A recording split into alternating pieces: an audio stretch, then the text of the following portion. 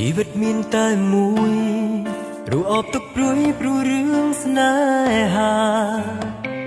ស្ទើរតែផុតសងខាមានសងសាក្បត់គាត់ចិត្តអូនមិនបាន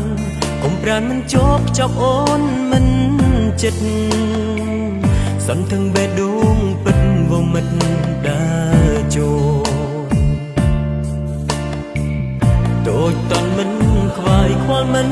យល់ខ្លួនធ្លាប់សាងកំហុងអូនធ្លាប់មានមិត្តប្រុងក្បត់បងម្ដងហើយ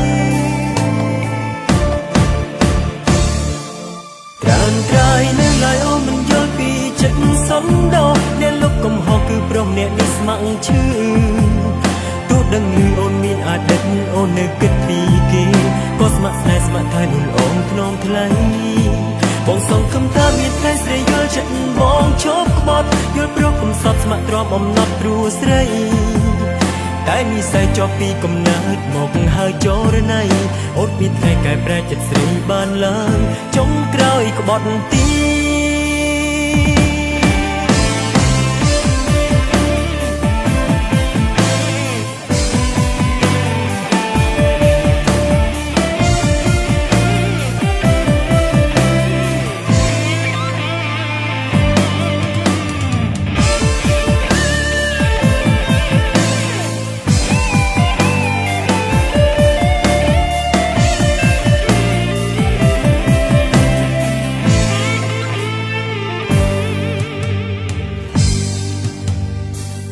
បងសេនខ្មាំងលោកី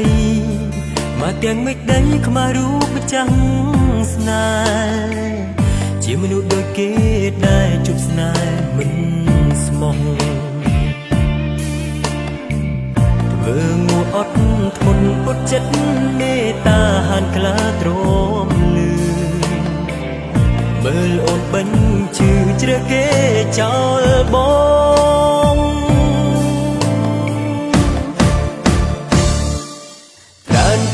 នៅឡើយអូនមិនយល់ពីចិត្តសំដៅអ្នកលុបកំហុសគឺប្រុសអ្នកនេះស្ម័គ្រឈឺ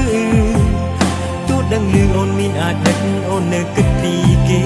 ក៏ស្ម័គ្រស្នេហ៍ស្ម័គ្រថែលូនអូនធ្នមថ្លៃ